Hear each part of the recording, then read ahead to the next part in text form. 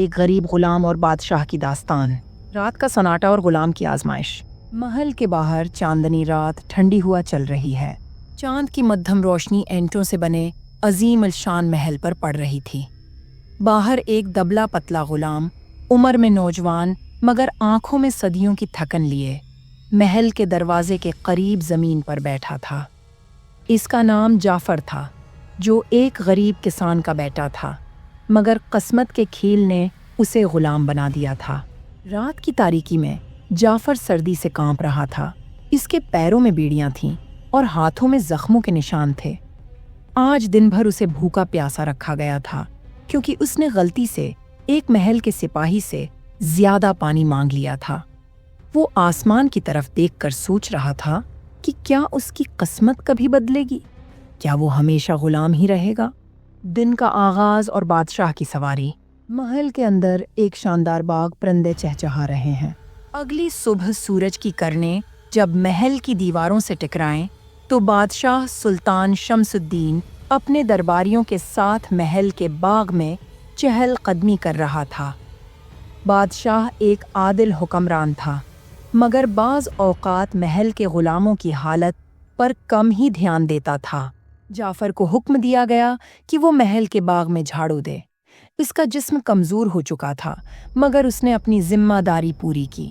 اچانک بادشاہ کی نظر جعفر پر پڑی۔ اس کے میلے کپڑے، زخموں سے بھرا بدن اور تھکی ہوئی آنکھیں بادشاہ کے دل کو چیر گئیں۔ تمہارا نام کیا ہے؟ بادشاہ نے پوچھا۔ جعفر، حضور، جعفر نے سر جھکا کر جواب دیا۔ تمہاری یہ حالت کیوں ہے؟ بادشاہ نے حیرانی سے پوچھا۔ جعفر نے ہچکچاتے ہوئے اپنی کہانی سنائی کہ کیسے ایک دن وہ اور اس کا خاندان دریا کے کنارے زندگی بسر کر رہے تھے، مگر ایک جنگ میں ان کے گاؤں کو لوٹ لیا گیا اور اسے غلام بنا کر بیچ دیا گیا۔ انصاف کی رات، محل کا دربار۔ رات کے وقت، رات کو بادشاہ نے دربار لگایا اور جعفر کو دربار میں بلایا۔ بادشاہ نے اپنے وزیر سے پوچھا کہ محل میں غلاموں کے ساتھ ایسا سلوک کیوں کیا جاتا ہے؟ وزیر نے کوئی جواب نہ دیا۔ بادشاہ نے حکم دیا کہ جعفر کو آزاد کیا جائے اور اس سے ایک اچھا روزگار فراہم کیا جائے۔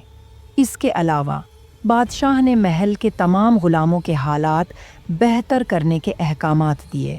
دربار میں موجود سب لوگ حیران رہ گئے، کیونکہ ایسا انصاف کم ہی دیکھنے کو ملتا تھا۔ جعفر کی آنکھوں میں آنسو آ گئے، مگر یہ آنسو غم کے نہیں بلکہ خوشی کے تھے۔ وہ اپنے رب کا شکر ادا کرتا ہوا دربار سے نکلا۔ آج کی رات اس کے لیے نئی زندگی کا آغاز تھی۔